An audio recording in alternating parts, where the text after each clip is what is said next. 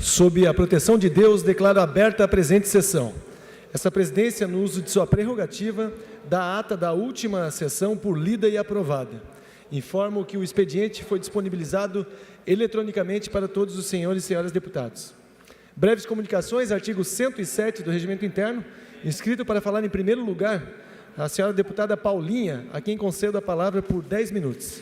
Também gostaria de saudar aqui a presença do vereador Vinícius, da Barra do Sul, e o Murilo, seu assessor. Sejam sempre muito bem-vindos. Barra do Sul é sempre muito bem-vindo aqui no Parlamento Catarinense.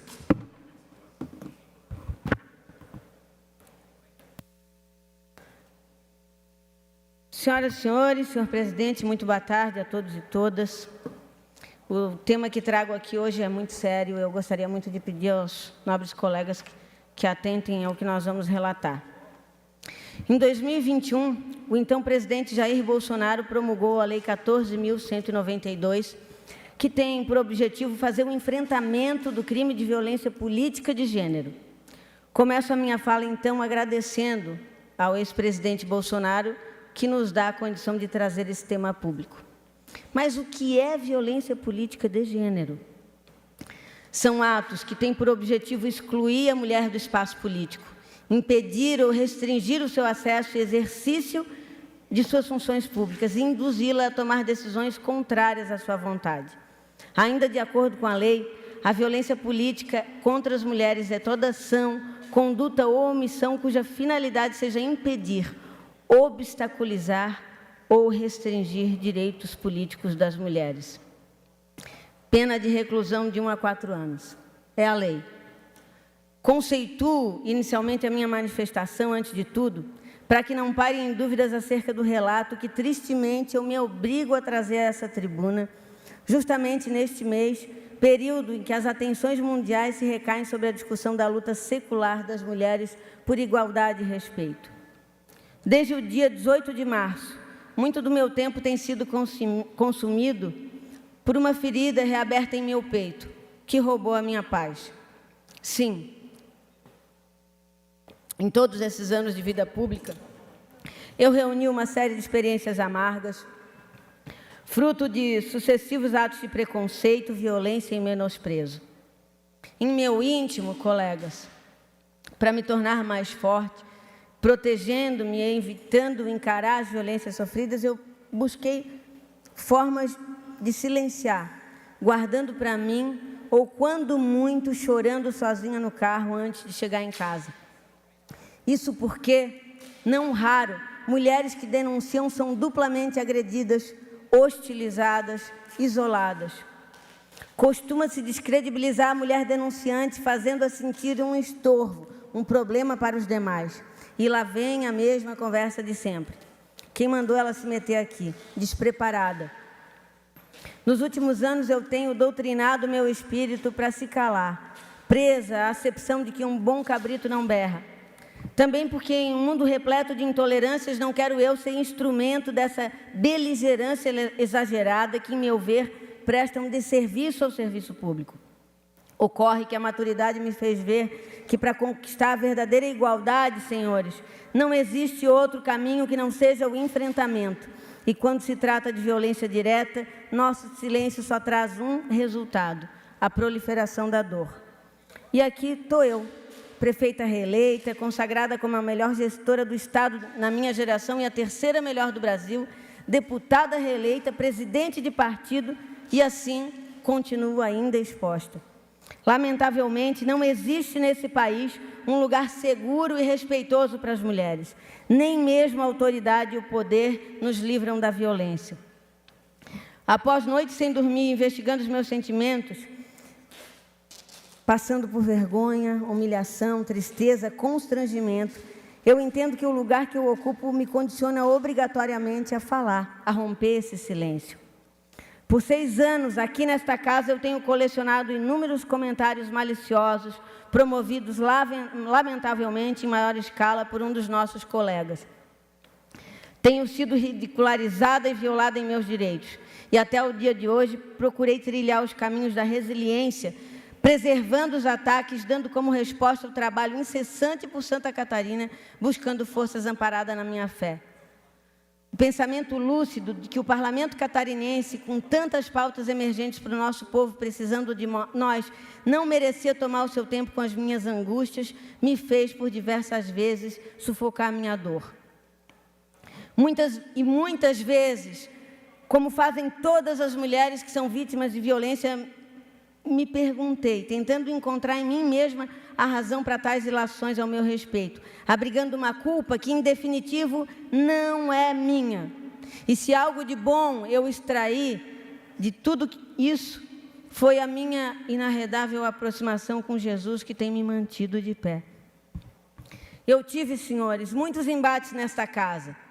Divergi, lutei pelo que acreditava e em muitas ocasiões não me fiz compreender. Recuei e avancei, mas jamais eu fechei as portas para o diálogo, o respeito e o entendimento para com os meus colegas. E eu me orgulho de me sentir e perceber que, ao encerrar o meu ciclo como deputada, quando esse dia chegar, eu levarei daqui amigos para toda a vida. Também, em muitas ocasiões, errei e acertei, mas não há quem possa apontar em mim um ato que tenha sido promovido por má fé ou com o propósito de prejudicar quem quer que fosse nesse parlamento, em razão de divergências políticas ou ideológicas, deputado Sargento Lima. Mas eu cheguei ao limite e explico. Eu mantive minha atitude fraterna e meu coração aberto, ciente que diferenças de opinião não podem nos afastar dos interesses coletivos. Mas por todo o nosso Estado, mulheres líderes têm sido igualmente violadas em seus direitos, de forma recorrente, a exemplo do recente episódio que aconteceu em Joinville, deputado Cadorinho. Nós temos visto a proliferação das agressões e do desrespeito para com as mulheres na política. E eu, que tenho sido partícipe de programas e ações do Tribunal de Justiça, do Ministério Público, da OAB, tantas outras notáveis instituições na luta pelo fim das violências, entendo que como posso eu me calar quando essa mesma violência se recai sobre mim? Transcrevo para que vocês possam conhecer algumas das frases da conduta do deputado Ivan Nates para comigo na bancada do Vale, nesse dia 18 último. A Paulinha aplicou um golpe sobre os membros da bancada. O almoço será indigesto porque não indicamos você para coordenar esse período. Pode ter certeza que vai ter, porque você operou um golpe contra os colegas. Você, como sempre, atropelando os colegas, desrespeitando acordos. Eu não reconheço a legitimidade da coordenadora. Eu não vou participar da reunião da bancada enquanto não resolvida a questão do golpe que a Paulinha aplicou no grupo. Essa passagem, como todos podem observar, ela fala por si. E seguiu-se de uma manifestação preconceituosa do deputado em publicação oficial da Lesc em razão da forma como me visto. Voltando ao debate do grupo, surpresa num primeiro momento, eu pensei se tratar de uma brincadeira. Quando eu percebi que as ofensas eram reais, mesmo extremamente constrangida pela reação do deputado, desproporcional e agressiva, eu procurei trazer a conversa para um ambiente mais harmonioso possível. E isso acabou por me deixar ainda pior. Meu dia de trabalho, os seguintes foram privados da minha espontaneidade natural, da minha doçura e alegria, machucada que eu estava por esse episódio. Senhores, eu destaco que em momento algum eu impus ou exigi dos colegas que me conduzissem à missão de coordenadora da bancada nesse período. A violência, ela acumulada, dilacera a alma de alguém, especialmente quando ela é embalada na injustiça. E tudo isso porque até então eu desconhecia. O deputado Ivan pretendia manter a nomeação de uma pessoa indicada por ele num cargo da coordenação que eu passaria a presidir. Um cargo ao qual ele, sim, obteve ao apagar das luzes, porque a maioria de nós não sabíamos. Eu estou aqui para dizer a vocês que o deputado Oscar, por sua livre e espontânea vontade, optou por trocar comigo o período de coordenação a que era derrogado a ele, o que foi aventado na presença de todos os colegas que permaneceram na reunião, cabendo a mim e a ele conversarmos em seguida e comunicar ao então presidente Emerson. Dos presentes na reunião, ninguém se opôs, e assim foi feito. Desagrado ao deputado Ivan, porque ele não me manipula e ele não me faz servil aos seus interesses. Seguramente, se eu fosse homem, o ato espontâneo e corroborado com os demais colegas, que de forma muito respeitosa e cordial me levou a ser coordenadora da bancada nesse período, seria considerado digno de um articulador competente. A mim, por ser mulher, restou o adjetivo de golpista. O parlamento catarinense, senhores, enobreceu nos últimos anos com a criação do Observatório, da Procuradoria, da Secretaria da Mulher, atos. Se me permite, senhor presidente, mais alguns minutos para concluir. Ok, mais um minuto para a dos deputada presidentes Mauro e Júlio. Instrumentos que têm acolhido e resgatado a dignidade de milhares de vereadoras, prefeitas e líderes femininas. Esta foi a escolha desse poder, defender os direitos de homens e mulheres a despeito de questões ideológicas. Meu depoimento aqui não tem o objetivo de constranger o parlamento e é muito desconfortável para mim me ver nessa situação de promoção da exposição negativa desta casa. Justo eu que tenho tentado evitar esse conflito durante longos anos. Mas o que tem sido cometido aqui é crime. E eu quero transmitir ao deputado Ivan Nates um recado final. Antes que Vossa Excelência diga que o meu ato aqui é uma estratégia deliberada para prejudicar a sua campanha a uma vaga no Tribunal de Justiça, assumindo um lugar de vítima que não é o seu, ou promover novos ataques e mentiras sobre mim, sobre a minha honra, espero que o senhor reflita, deputado Ivan Nates, e faça dessa uma oportunidade para se curar dos seus instintos violentos. Que procure um tratamento profissional e busque, sinceramente, ser um ser humano melhor, porque um homem que figura nos quadros da ordem, cujo objetivo princípio é defender as leis, a ele e nem a nenhum outro é admitido o direito de sentar nessas duas cadeiras. Eu não tenho medo de Vossa Excelência, nem das suas ameaças veladas.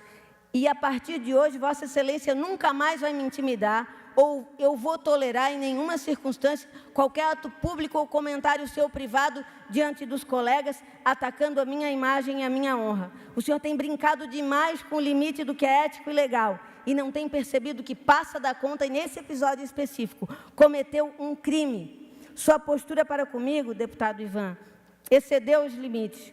E esta lei que me assegura esse direito, senhores, diga-se de passagem, é bom lembrar, foi sancionada pelo presidente Bolsonaro. Deputados e deputadas, por fim, eu deixo um recado final a vocês. Enquanto nós, que temos a responsabilidade de conduzir os destinos do povo catarinense, nos acovardarmos, nenhuma mulher estará segura. E é nosso dever cívico dar o exemplo.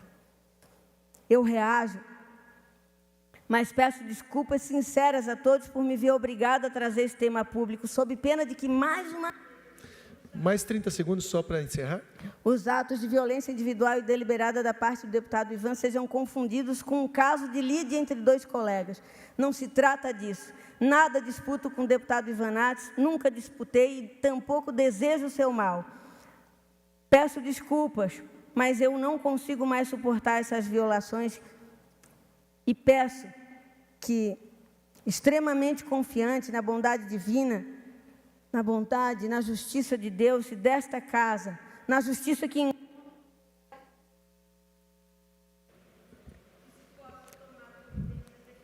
...30 segundos para encerrar. No senso de pertencimento e admiração que nutro pelo Parlamento Estadual, senhor presidente, no respeito que mantemos uns para com os outros, na convergência e na divergência. Que Deus, em sua infinita misericórdia, nos abençoe e nos dê força e coragem para seguir em frente com sabedoria e amor. Muito obrigada, senhor presidente. Perdão pelo excesso de tempo.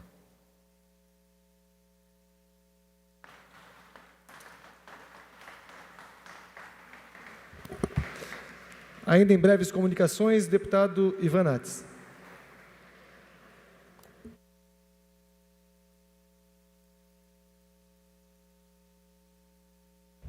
Só explicando, estava na ordem o sargento Lima, ele cedeu espaço para fazer a inversão. Senhores deputados, senhoras deputadas, golpistas são homens e mulheres. Golpista não é uma palavra feminina, não é uma palavra masculina. Golpista é quem comete um golpe. Quem comete um golpe é quem se autoproclama no espaço para o qual não foi indicada e não foi eleito. Qualquer pessoa que se autoproclame representante de um grupo, sem ter sido legitimamente eleito, é um golpista, se for homem ou se for mulher. Golpista não tem sexo.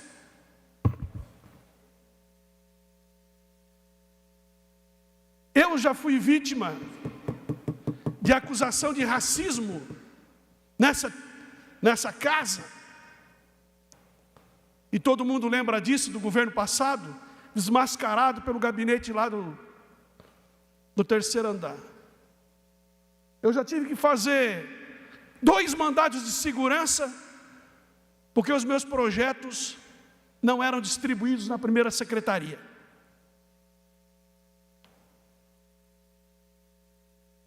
Eu já tive que fazer umas séries de enfrentamentos aqui, porque sempre fui perseguido, sempre fui violentado como homem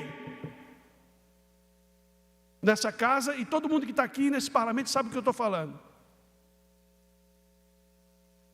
O feminismo comete muitos erros. O feminismo comete muitos erros.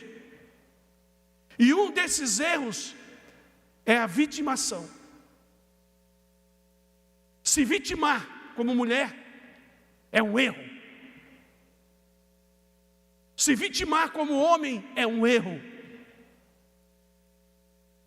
Todos somos capazes de fazer um enfrentamento, sendo homem ou sendo mulher.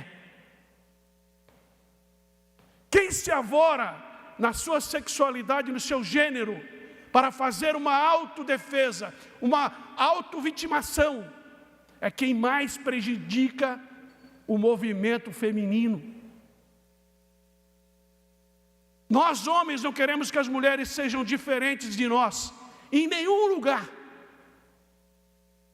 Elas são exatamente iguais.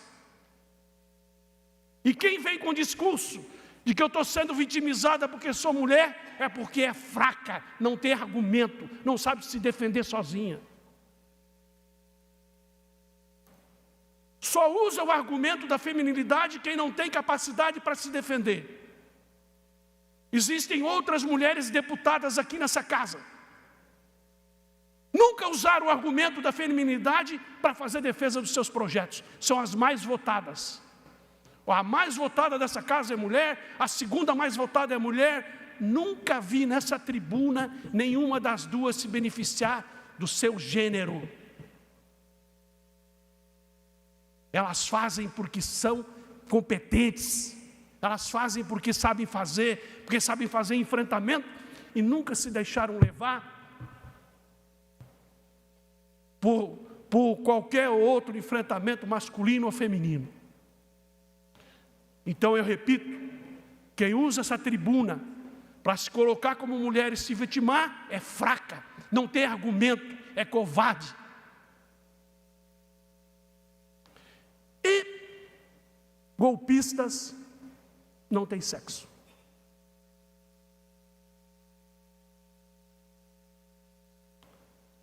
Não me ofende absolutamente nada, porque os debates têm seus foros. Os debates têm seus foros. Se houve um problema lá na coordenação, é lá que tinha que ser debatido. Se houve um problema lá na coordenação, são os deputados daquela coordenação que tem que discutir. E nós estamos discutindo lá naquele foro. Nós não saímos daquele foro, porque é lá que tem que ser discutido. Tem que ser discutido.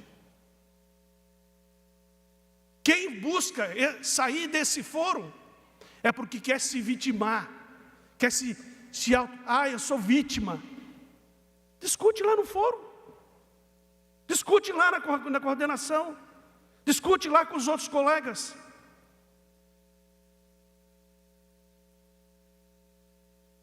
Eu não cheguei nesse parlamento sendo o mais votado no Vale do Itajaí com um carimbo de covarde. Eu cheguei nesse parlamento com carimbo de coragem, de enfrentamento, de falar o que muita gente não tem coragem de falar.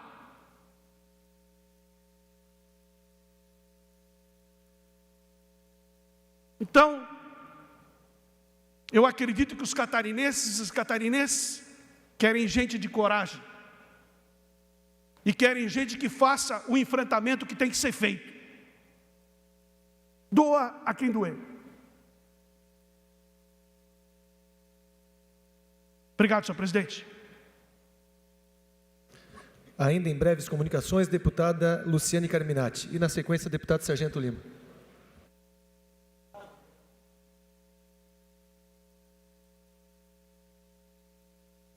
Senhor presidente, pela ordem, enquanto a deputada Luciane se aconchega na tribuna, eu só quero fazer alguns parênteses. Primeiro, que o comportamento do deputado Ivan repete um comportamento de um homem violento que não consegue admitir o que faz, os seus próprios atos. E isso é lamentável. E dizer que ele se perde quando não lembra, quando ele próprio disse, na sua última mensagem no grupo, que não participaria mais de reuniões do mesmo enquanto não se tratasse desse tema.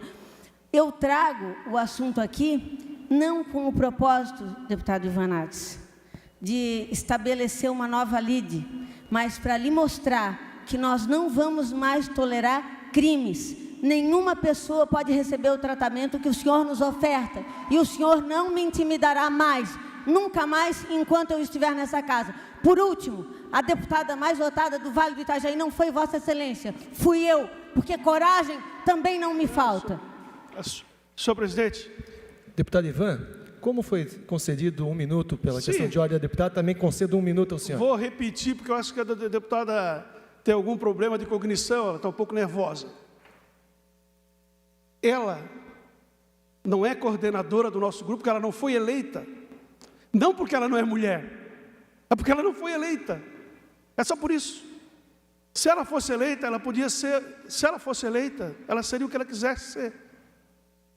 E ela se vitima porque ela se vitima porque ela é mulher. E isso não está em discussão aqui, senhor presidente. Com a palavra, a deputada Luciane Carminati. Quero cumprimentá-lo, presidente, colegas deputados, colega deputada Paulinha. Cumprimentar todas as pessoas que estão aqui assistindo, acompanhando esta sessão. Também todos os trabalhadores aqui representados. Deputada Luciane, só 1 minuto. Só peço que a gente possa deixar a deputada Luciane Carminati fazer a sua explanação, por gentileza.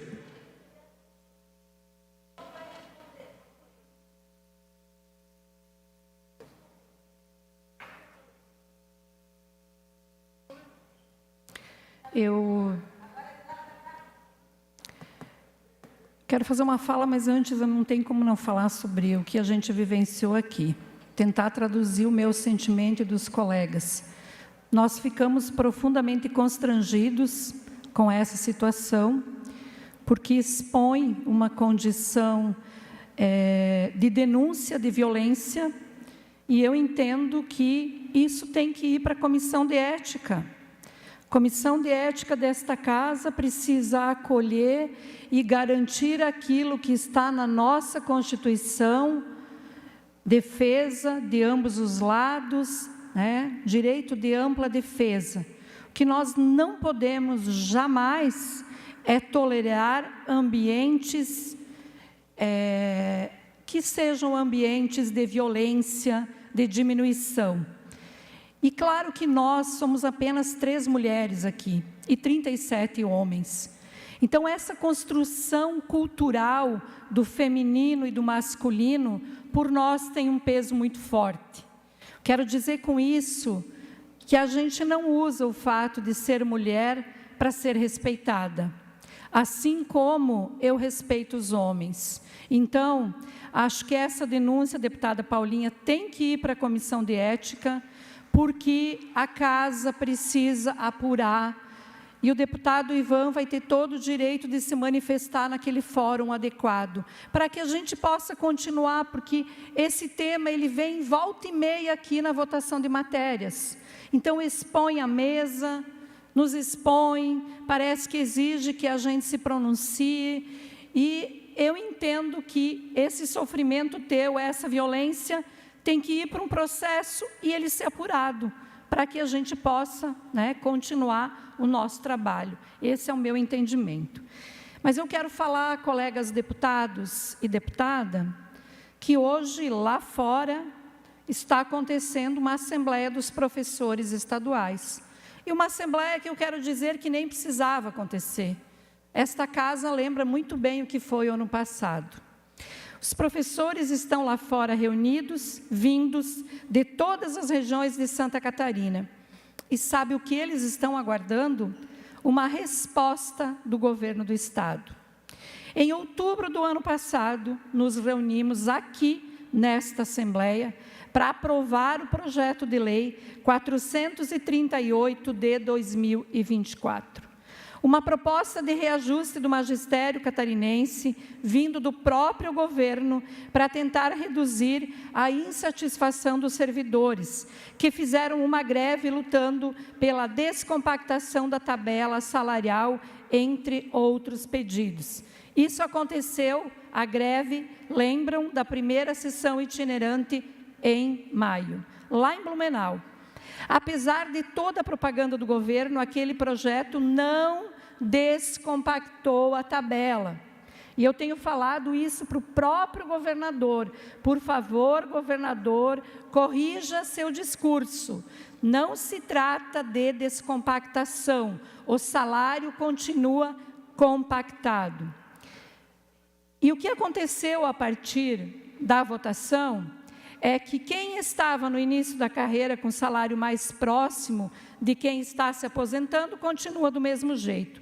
É verdade que na época, e eu falei isso na minha manifestação, trouxe melhorias, mesmo que pequenas, mas trouxe, nas aposentadorias e nas licenças, mas na prática, o salário líquido de cada professor e professora, profissional da educação, pouco mudou. É importante lembrar que o último aumento real, dado ao magistério, foi em 2021, quando a base passou para R$ 5.000. De lá para cá, nenhum centavo a mais, está congelado. Para piorar a situação, a inflação nesses últimos anos ficou em 23%, ou seja, trabalhadoras e trabalhadores da educação tiveram redução no poder de compra de quase 1/4 do seu salário. E já todos sabemos, todos nós, que professor não ganha bem, não é nenhuma novidade. Sem reajuste, com avanço na inflação desde 2021 e com desconto dos 14%, que foi muito poucamente diminuído para os aposentados, nós temos uma situação dramática. O governo de Santa Catarina se comprometeu a usar, não é a deputada Luciane que está falando, governador, 100% do Fundeb na folha. Apesar de não ter enviado para cá projeto de lei, ele se comprometeu com todos os deputados. E eu quero aqui lembrar o compromisso do governador no Dia do Professor, 15 de outubro. Hoje é dia 15 de outubro, Dia do Professor, a quem todos nós devemos o que aprendemos na vida, principalmente no início da nossa jornada.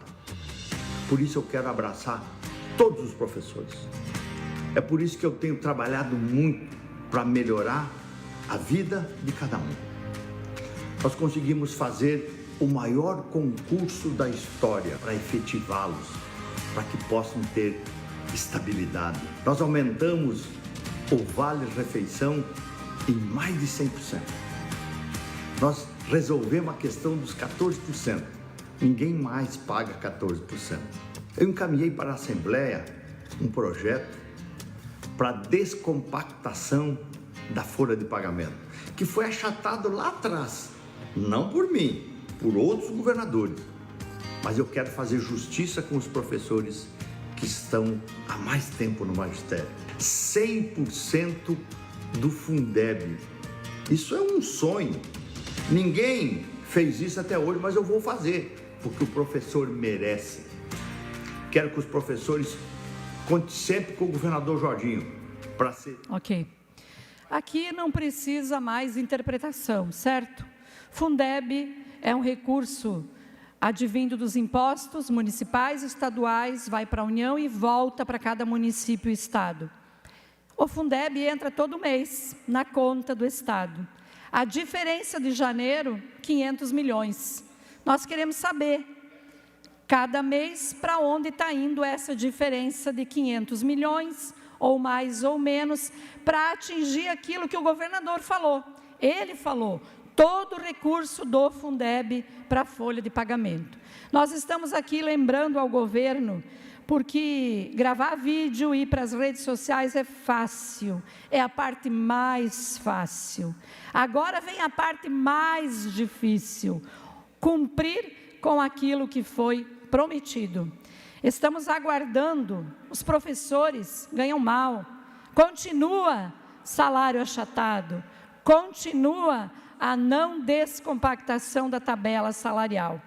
Tem pressa os professores, porque pela primeira vez em Santa Catarina, lá em outubro, é verdade, foi cumprido o piso federal, mas ele durou apenas 3 meses, porque em janeiro o governo já eleva o governo federal e já nós ficamos de novo para trás. De lá para cá, o que a gente percebe?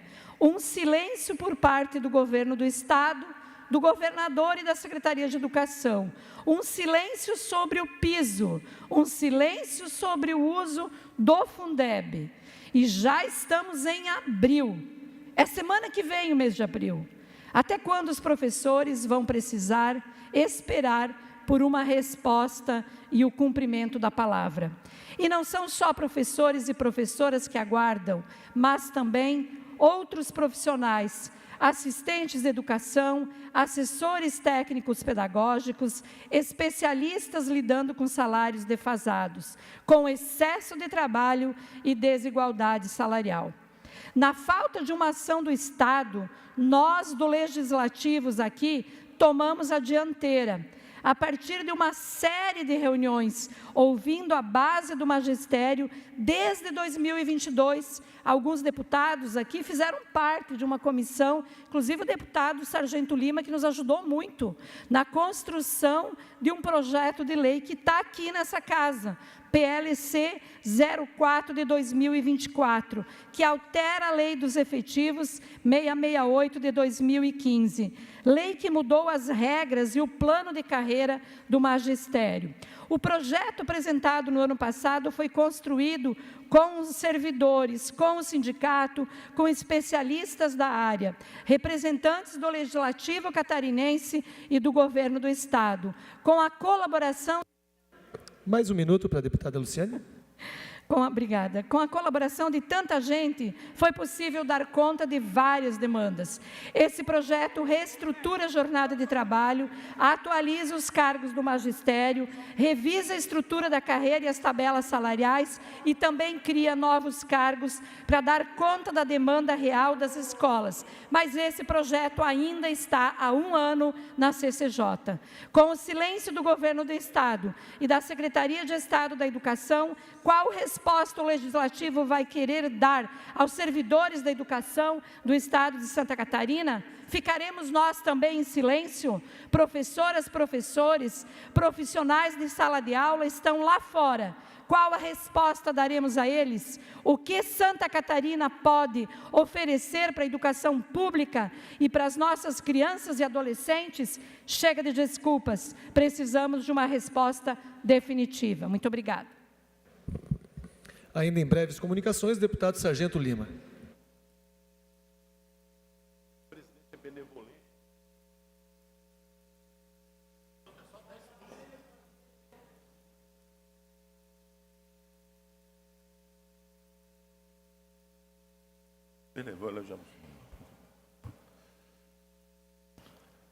Senhores deputados, minha fala hoje vai direto aqui para aquele cidadão brasileiro, o patriota, aquele homem e mulher que ama o seu país de verdade. Eu sei que eu vou poder contar com cada um de vocês para fazer com que esta mensagem chegue a cada cidade, a cada estado do nosso país.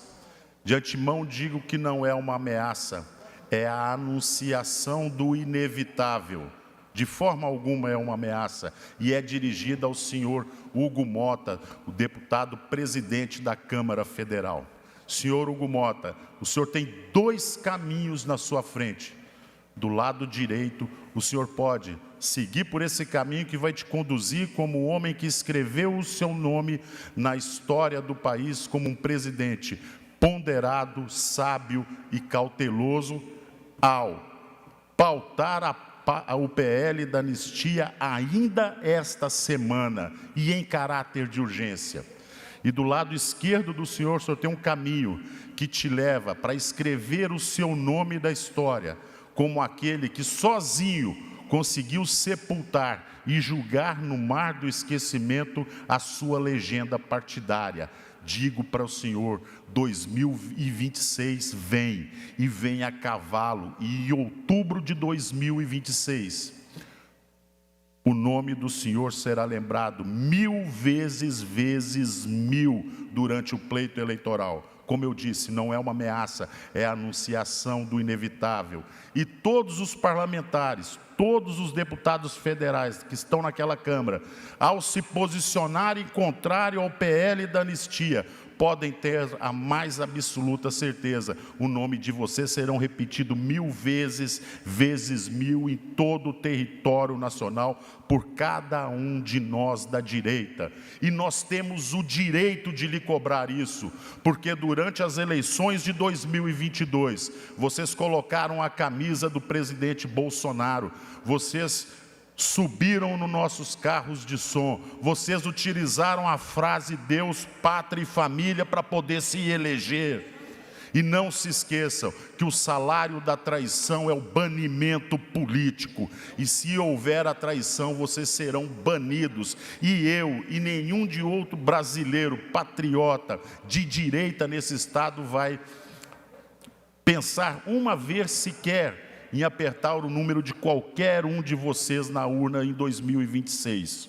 Vocês se afastaram do próprio Partido dos Trabalhadores, que assumiram uma postura de legenda partidária, pois eles colocaram a camisa vermelha deles, colocaram o número 13 no santinho, colocaram a foto do Lula e assumiram uma postura de partido. Vocês não, vocês se infiltraram no movimento de direita.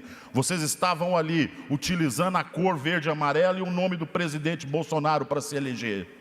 Eu não tenho vaidade com mandato e quem me conhece sabe muito bem disso. Tenho sim um vínculo muito forte com amigos. Eu não tenho correligionários nem cúmplices. Eu tenho amigos que eu assisto o sofrimento de todos eles em todo o território nacional, na companhia de pessoas que hoje são viúvas de marido vivo, são órfãos de pais vivos. Lamentável, lamentável ter que vir aqui e ter que colocar as cartas na mesa. Honrem os votos que vocês receberam da direita, porque não foi só um partido, vários deles nesses estados. Se lembrem, o print é eterno. Nós temos fotos de todo mundo que colocou a camisa verde e amarela e andava atrás das nossas manifestações, sacudindo a cauda como um cão. E foram bem acolhidos por nós. E se elegeram, e tanto que estão aqui e estão em Brasília. Não existe mais fair play depois da morte do Clezão. Acabou o fair play. Não tem mais essa. Vidas estão em jogo. Vidas humanas estão em jogo. Pessoas inocentes estão atrás das grades. Paguem para ver. 2026, outubro de 2026 está vindo e está vindo a cavalo. Ser enganado uma vez, tudo bem. 2 vezes, aí é ser otário. E aqui do lado de cá não tem otário. Como disse, não tenho vaidade nenhuma com mandato. Nenhuma. Não tenho a mínima vaidade de estar aqui dentro. Isso não me subiu a cabeça.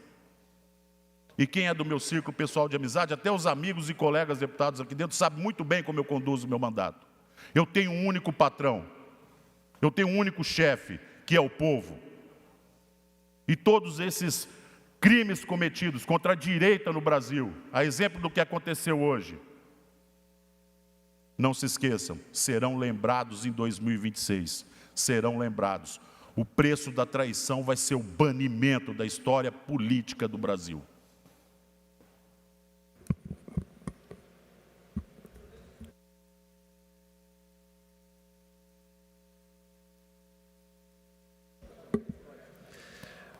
Conforme o artigo 108 do Regimento Interno, partimos agora por horário destinado aos partidos políticos. O primeiro bloco será o bloco Social Democrático MDB-PSDB, pelo tempo de 12 minutos.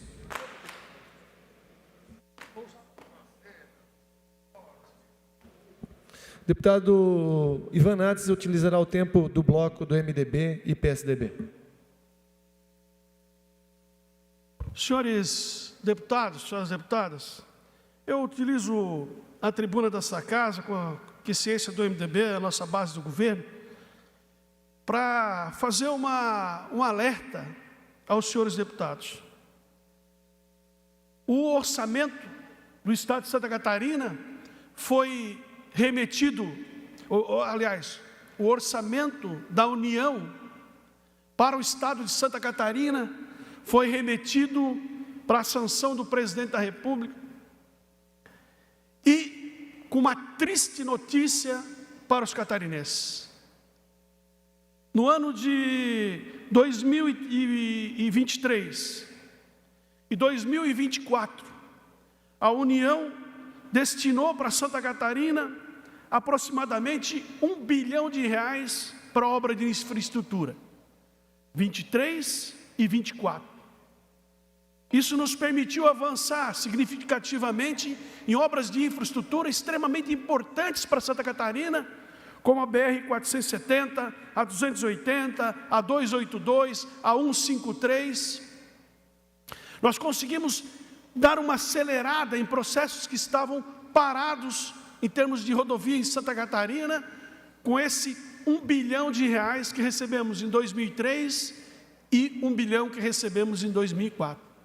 E a nossa expectativa era de que Santa Catarina continuasse recebendo não só R$1 bilhão, mas mais de R$1 bilhão do orçamento da União, para terminar obras de estrutura extremamente importantes para Santa Catarina, como a duplicação da 470, as obras de infraestrutura da 282, a 153, que todo mundo sabe a situação dessas rodovias. Mas, lamentavelmente, o orçamento prevê um corte de R$400 milhões em investimentos de obra de infraestrutura em Santa Catarina. Nós vamos perder, em relação aos 2 últimos anos, R$600 milhões em investimentos de obra de infraestrutura. 600 milhões a menos, ou praticamente a metade do orçamento que recebemos em 2023 e 2024. Parece que é uma perseguição contra Santa Catarina. Parece que o governo federal tem uma perseguição contra o nosso Estado. Qual é a justificativa lógica para o Estado que manda R$100 para Brasília, recebe 10 e tem um corte de 50% do orçamento para a infraestrutura? Qual é a lógica? Senhores deputados, povo catarinense, qual é a lógica disso?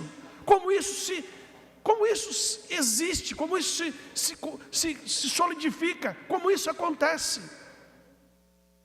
Como a União nos trata mal? Como a União nos persegue como Estado? Qual é a justificativa para um corte significativo de 600 milhões no orçamento? Não há nenhuma razão lógica para isso.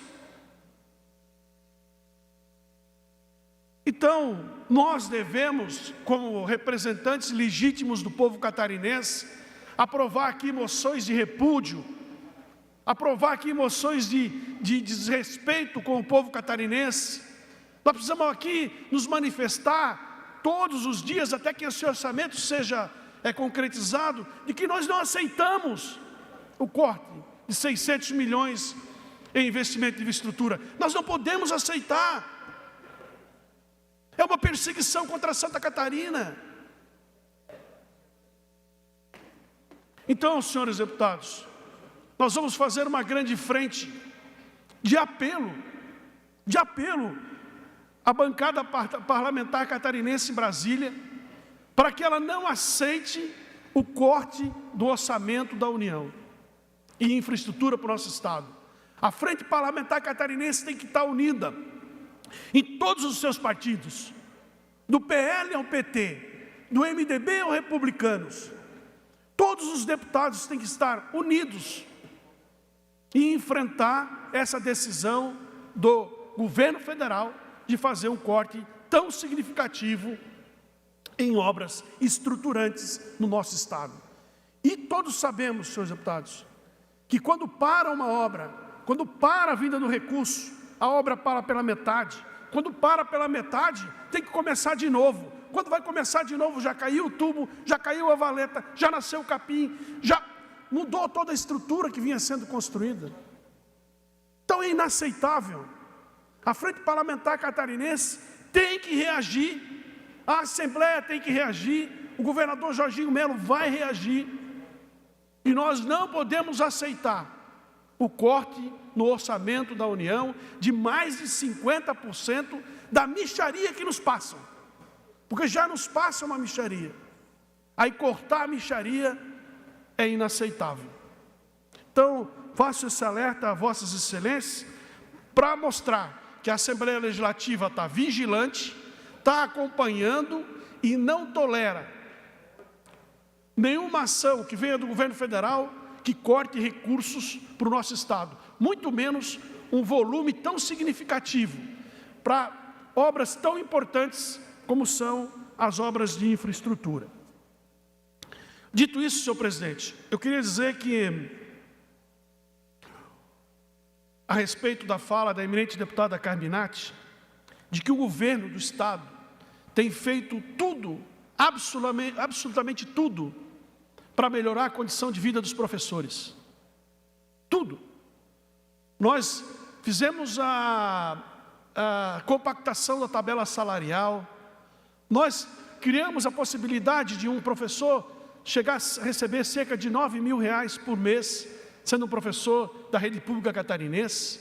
Nós melhoramos a régua salarial, nós entregamos qualificação, nós fizemos o maior concurso público da história de Santa Catarina, nós estamos com um grande projeto de recuperação estrutural das nossas escolas, nós estamos fazendo pela educação catarinense e pelos professores catarinenses o que nunca foi feito nesse Estado.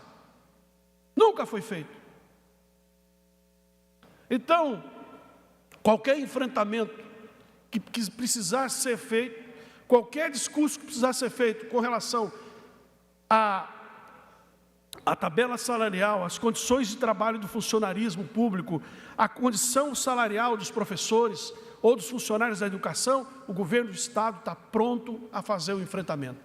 Porque nós temos feito e muito pela qualidade da educação catarinense e pelo bem-estar do professor e da professora desse Estado, que é o grande responsável por esse Estado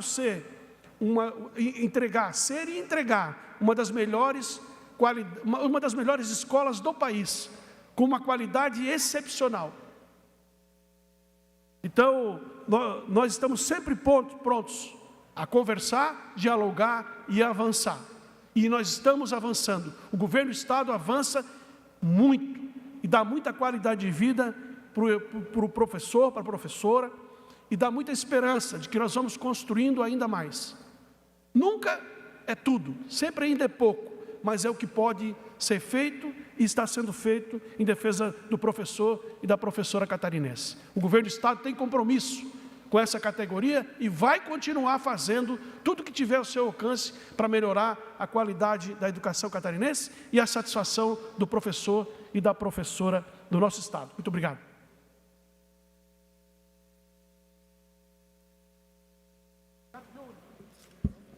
Ok, ainda em tempo destinado aos partidos, bloco União, PSD, PRD. Com a palavra, deputado Júnior Cardoso.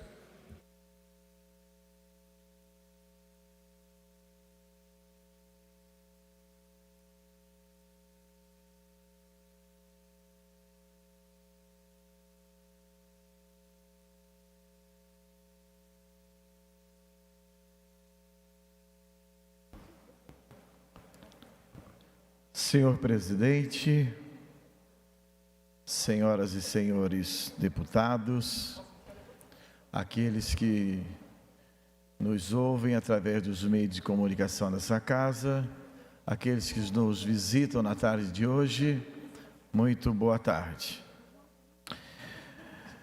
É com grande honra que eu ocupo esta tribuna para enaltecer o sucesso singular do Seminário Estadual sobre Síndrome de Down, juntos por uma sociedade com mais oportunidade e participação, que foi realizado nesta casa no dia de ontem.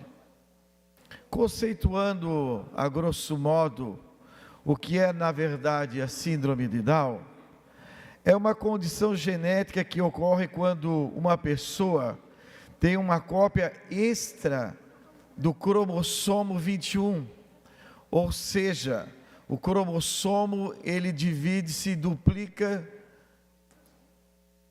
e causa os distúrbios, causa os problemas, e aí você sabe que é o aprendizado, é o crescimento, é a convivência e uma série de coisas. A Assembleia Legislativa foi palco de momentos memoráveis, repletos de emoção, aprendizado e uma profunda reflexão sobre inclusão a respeito de diversidade. Deputado Carlos Humberto, eu achei muito importante e plausível essa iniciativa, porque esta casa tem sido palco e tem travado grandes batalhas em torno de mais variados temas. Não obstante a isso, muitas vezes um tema de tamanha relevância, deputado Sérgio Mota, eles são esquecidos, não é? Então, eu quero louvar a atitude desta casa na tarde de ontem, no dia de ontem. O seminário abordou temas muito importantes na vida deste pessoal e de sua rede de apoio, como, por exemplo, formas de mitigar preconceitos e mecanismos de inclusão, que eu acho que é, deputado Napoleão, a tônica de qualquer debate, né? A tônica de qualquer debate, que eles possam sair do mundo da marginalização, né? Da não inclusão, né? E às vezes, desculpa, do depósito humano, né? Porque parece que são pessoas que nunca servirão para um ambiente como esse. Então, o seminário de ontem, ele trouxe este conteúdo, né? Da reinserção, da inclusão, né? E da capacitação, por meio de incremento de autonomia e também da participação na escolha até o momento que eles falem por si. Isso é muito importante, porque a gente começa a observar que quando você está convivendo com uma pessoa que tem essa síndrome, esse problema de cromossomo duplicado e este cromossomo 21, nós temos, parece que a ideia é que essas pessoas não vivem por si só e que elas precisam ser vigiadas e cuidadas a todo tempo. Em face disso, esse seminário trouxe também essa consciência que nós precisamos preparar essas pessoas para que, o tema foi muito importante, falem por si. A temática teve como base ainda a acessibilidade, com o uso de linguagem simples e a adequação na forma de transmitir o conteúdo e finalizando com representatividade do grupo. Ou seja, eles não somente foram convidados para participar de um seminário, não obstante, foram protagonistas de um mundo que eles sonham viver. E sobre essa vivência de dificuldades, no seminário também foram trazidas algumas experiências. Inicialmente, a escritora Fernanda Machado, com a síndrome de Down, falou sobre a sua história, narrando que durante a infância teve suporte de sua rede de apoio, momento em que foi ganhando autonomia. Posteriormente, durante a sua graduação, desenvolveu um TCC com formas de diagramação inclusiva. Vejam os senhores que esse pessoal que convive com essa síndrome, com esse problema, na insistência de buscar, né, a sua autonomia, chegar a um momento de não somente andar pelas mãos dos outros, mas escrever livros, tocar instrumentos, e o mais importante de tudo isso, a troca de experiência, que eu achei o mais importante neste grande evento, neste mega evento, a troca de experiência, porque cada um que convive com essa doença tem uma experiência distinta, isso é muito importante. Na parte da tarde, vivenciamos um espetáculo tocante com a apresentação da banda Extraordinários, formadas pelos talentosos alunos, e estes com síndrome, Eloá, Laís, Rafael, Heloísa Basso e o Eduardo, coordenados com dedicação da professora Bianca Chaves e Jason Taylor. Foi impossível não se emocionar diante do talento, do entusiasmo e da alegria desses jovens artistas. Logo após, tivemos também o privilégio de prestigiar a exposição gráfica com os jovens com síndrome de Down. Durante a roda de debates, há audições diretamente com jovens fotógrafos. E também quero fazer o registro aqui, e os meus cumprimentos ao nobre colega, deputado Dr. Vicente Caropreso, que também é médico, né? E que preside a Comissão dos Direitos da Pessoa com Deficiência, que trouxe valiosas contribuições. Não poderia também, senhor presidente, já estou finalizando, enaltecer a participação e o destaque que trouxe o presidente desta casa, deputado Júlio Garcia, enfatizando a atuação desta casa na busca incessante por inclusão e igualdade de oportunidades para todos os catarinenses, né?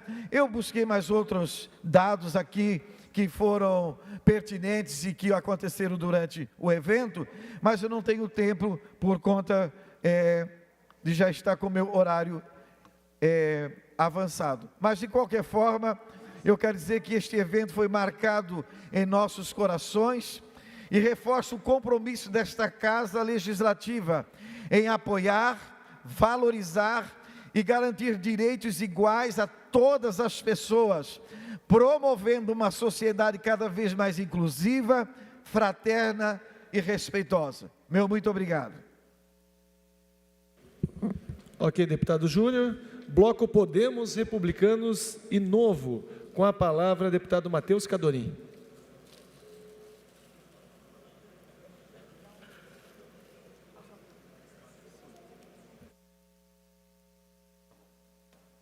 Quer uma parte?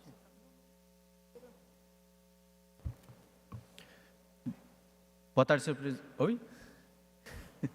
Boa tarde, senhor presidente e senhores deputados que nos acompanham online. Venho aqui trazer dois assuntos muito importantes para o Estado. O primeiro, já o resultado da nossa audiência pública com relação à questão dos moradores de rua no Estado de Santa Catarina.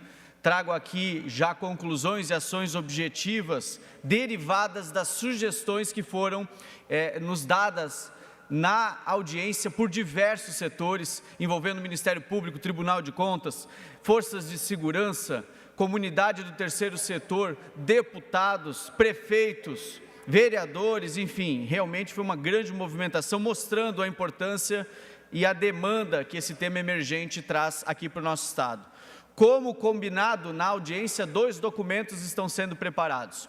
Um deles com sugestões aqui para o nosso Estado, e aqui já trago uma solução concreta, objetivando um projeto de lei, e a segunda, moções de apelo e documentos a serem enviados à nossa bancada federal catarinense, para que haja uma modificação na legislação nacional, que impede hoje ações mais efetivas na questão da solução dos moradores de rua, que só cresce aqui no nosso Estado. Primeiro projeto de lei já apresentado, então, e protocolado nessa casa com relação a esse assunto, é o projeto que dispõe sobre a prevenção, impedimento e combate ao transporte forçado ou inadequado de pessoas em situação de rua entre municípios no âmbito de Santa Catarina e estabelece diretrizes para o acolhimento e assistência social. O que acontece? Hoje a gente vê muitas denúncias, a gente recebe muitas denúncias sobre o transporte e o despejo, até não gosto de usar essa palavra, porque a gente não está falando de objeto, está falando de seres humanos, mas é o despejo de moradores de rua de uma cidade para outra. E esse projeto de lei trata de criminalizar esse ato, né, trazendo isso como algo muito similar, inclusive, ao tráfico humano. E aqui, então, no nosso artigo 3, só para exemplificar alguns dos artigos já propostos aqui nesse projeto de lei, é vedada a remoção ou transporte forçado de pessoas em situação de rua para outros municípios sem consentimento formal do indivíduo registrado em documento assinado, garantia documentada de acolhimento adequado no município de destino, com acesso à assistência social, comunicação ao Ministério Público e Defensoria Pública e outros itens importantes para que a gente tenha um controle cada vez melhor desse deslocamento.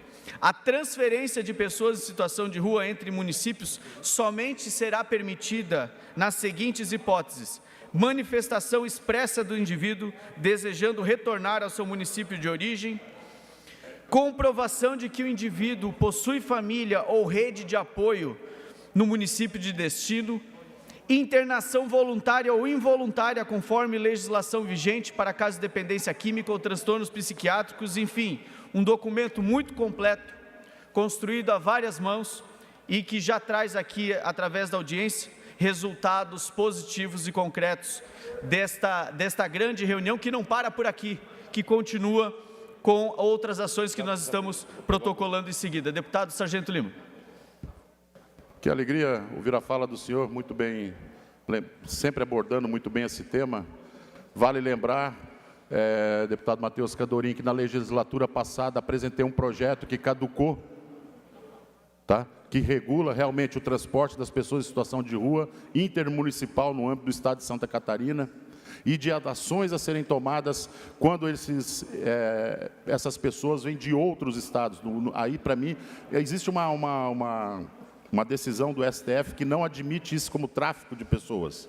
Tá, ali dentro nós estamos regulando. Quando estava como secretário de Segurança Pública aqui no Estado, apresentei esse decreto e foi assinado pelo governador, que já regula esse transporte. A cidade que é recebedora, ela tem que ser comunicada do envio dessa pessoa para saber se ela tem lá na sua cidade aparelhos para recebê-la, seja ele desde albergues, restaurantes, para poder atendê-los, toda a infraestrutura para recebê-los, enfim. E agora, protocolei novamente meu projeto, já que ele caducou na legislatura passada, tá, justamente para poder fazer por força de lei e não por decreto no Estado de Santa Catarina, que esse transporte seja regulado no âmbito do Estado. Então é bom a gente recender esse projeto, a gente pode vinculá-lo a essa pauta, sabe, eu tenho uma grande alegria, porque esse problema eu enxerguei lá, há 3 anos atrás, quando protocolei, antes dele ser enterrado e esquecido numa comissão, e talvez hoje nós estamos pagando o preço por isso, por ter esquecido.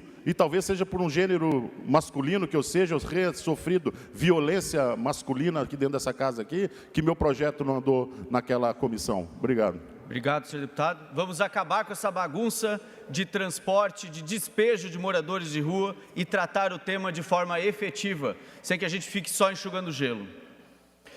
E o segundo tema que eu gostaria de trazer aqui é uma notícia que realmente nos pegou novamente de surpresa do governo federal, que Santa Catarina perde 400 milhões em verbas para rodovias aqui no nosso estado. Gente, essa notícia do corte orçamentário não podia vir em pior hora, porque a gente está falando um momento crítico, com obras em andamento, obras paradas, das duplicações da BR-280, 470, 282, 153. Nós já somos um dos estados que mais envia recurso e menos tem retorno. O catarinense manda em média R$ 4.700 por ano de imposto, e para cada R$1 que manda, menos de 20 retorna. E no momento crítico como esse, hoje o estado deixa de crescer por falta de infraestrutura logística, porque a gente não tem o retorno devido do governo federal. Ninguém aqui está pedindo privilégio, a gente está pedindo justiça com o retorno fiscal do catarinense. Por que um reajuste fiscal tem que atingir justamente Santa Catarina? Por que o nosso estado sempre é penalizado? Assim como foi e está sendo na questão da pesca da tainha, assim como foi na mudança de zoneamento do aeroporto de Joinville, não dá mais para aguentar esse tipo de pressão. Nós precisamos de uma movimentação, de um apelo público para que lideranças políticas, para que entidades catarinenses se movimentem e retornem esse recurso para o nosso estado. Um recurso que deveria aumentar, que foi de 1 bilhão nos últimos 2 anos, agora passa para 600 milhões, um corte drástico que não é aceitável para os padrões de envio de recurso de Santa Catarina para Brasília. Muito obrigado. Ok, deputado Matheus Cadonim. Com a palavra, o Bloco Democracia, Inclusão Social e Igualdade, PT Pessoal, deputado Neudi Sareta.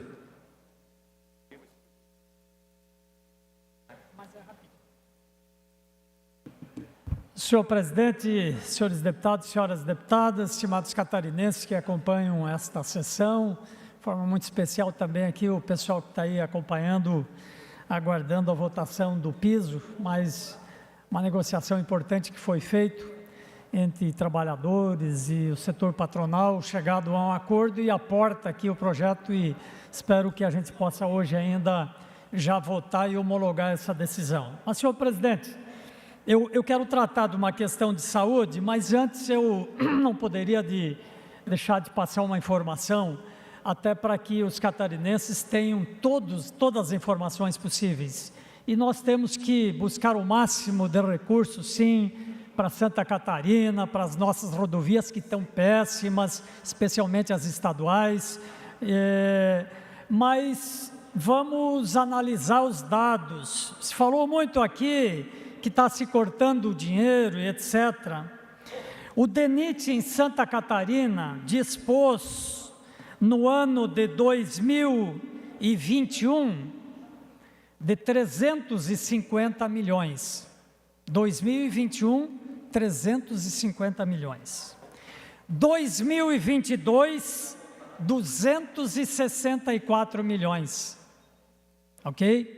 Aí muda o presidente, vem 2023, 1 bilhão.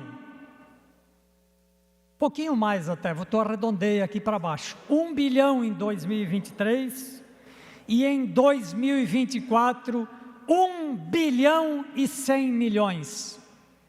Senhor presidente, esses são os dados de Santa Catarina. Esses são os dados. Inclusive foi tão pouco lá atrás que Santa Catarina teve que tirar 400 milhões do seu caixa para botar nas rodovias federais.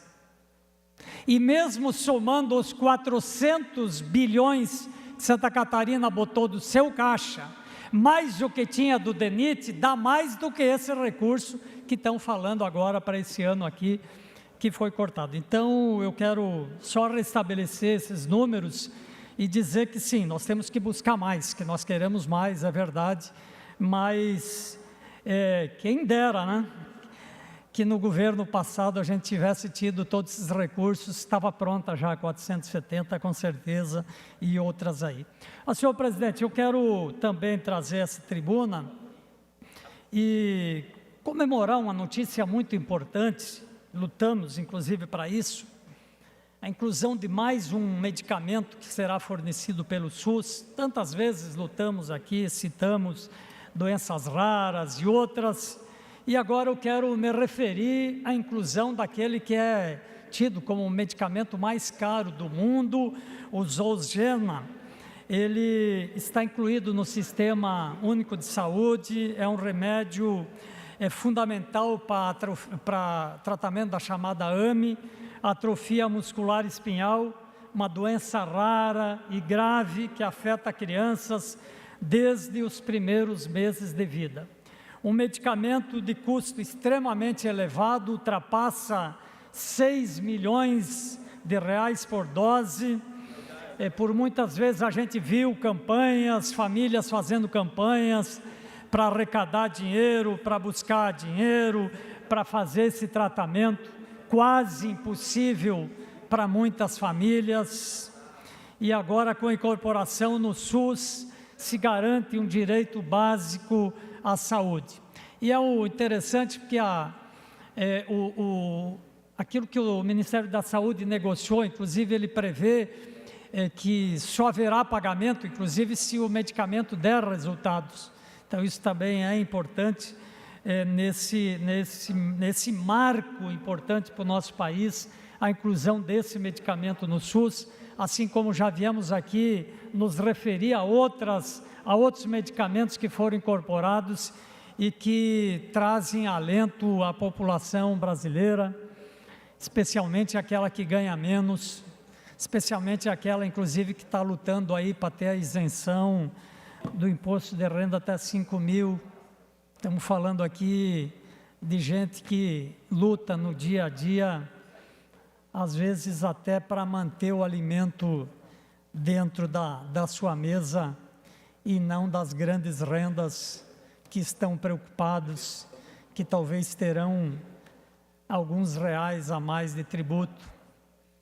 Algumas pessoas, e do outro lado, milhões de pessoas que estão aí precisando e que precisam, inclusive, da isenção tributária, às vezes para dar um pequeno alívio, inclusive familiar. Obrigado, senhor presidente. Ainda em tempo destinado aos partidos, partido PP. Não estando o partido PDT, com a palavra, deputado Márcios Machado, do Partido Liberal PL. Márcios de Lages. Bem logo. Grande presidente em exercício, deputado Fernando Crelin, é um orgulho estar aqui nesse momento com a Vossa Excelência presidindo. Quero cumprimentar os nobres deputados. Hoje o que me vem à tribuna, presidente, é uma situação lastimável, triste, repugnante, que aconteceu em Lages. Foi noticiado não só na região, em Santa Catarina, mas também em nível nacional. Quando Lages, ela é exposta a esse tipo de situação, nos deixa muito chateados e muito ruim vir aqui falar sobre esse assunto. Infelizmente aconteceu uma grande tragédia no que tange a questão dos valores, da perseguição, da violência contra a mulher. Vice-prefeito Jair Júnior fez uma atitude lastimável, colocando Lages numa posição que nós não queremos mais. Já tivemos exposições gigantescas na questão da corrupção e agora vem uma situação como esta. A violência contra a mulher é uma violência que pode ser psíquica. Quando eu falo para uma mulher que ela não tem voz e o que ela tem de voz é como se fosse um cachorro latindo. Isso é uma violência psicológica tremenda. A outra violência, presidente, é quando um cidadão, uma pessoa pública, num problemático relacionamento, pega uma jovem da sua casa, numa situação análoga a sequestro, leva para sua casa e lá fica de um dia para o outro, numa pressão psicológica para que ela abrisse o celular, totalmente descabido, e ela num relacionamento com outro rapaz, ele perde a cabeça, dá uns tapas na guria, a guria fica de um dia para o outro trancada em cárcere privado, e nós vamos vendo os discursos mornos, discursos pífios, não sei o quê, que não sei o quê. A fala empolga, a ação, ela eleva, ela molda o caráter das pessoas. E eu não vi nenhuma ação do partido, desse indivíduo, para tirá-lo do partido. Eu vi, sim, várias pessoas indignadas, e aqui eu faço das palavras do pároco Marcos, da Catedral de Lages, que seja dado ampla defesa e contraditório e o mais rápido possível caçá-lo do cargo público, porque é inadmissível o que aconteceu.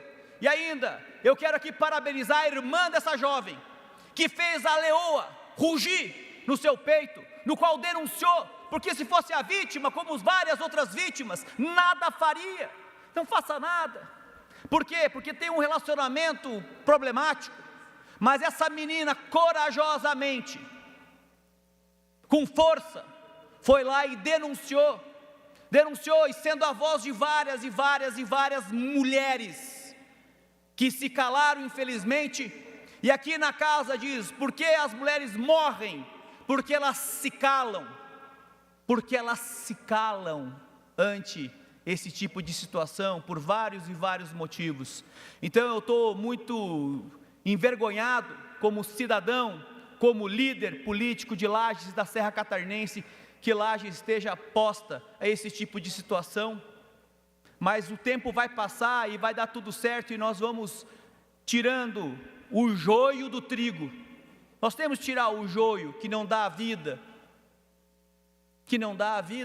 para tirar e colocar o trigo que agrega, que seja exemplo, porque é muito fácil não ter congruência. Aí eu vou nos eventos em prol da mulher, da corrida da mulher, de eventos, dou flor, isso, aquilo, mas quando ninguém vê, faz atos trágicos, e não só dessa menina, porque já teve outras meninas que foram falar, não, está acontecendo também comigo. Então, lastimável o que eu coloco, e quero dizer para todos, que, como parafraseando o próprio vice-prefeito Jair Júnior, mulheres, não se calem, olhe, uma salva de palmas para você, a irmã dessa menina, dessa vítima, que ergueu a voz e fez rugir, de fato, a leoa da tribo de Judá que carrega no teu peito. Obrigado, presidente.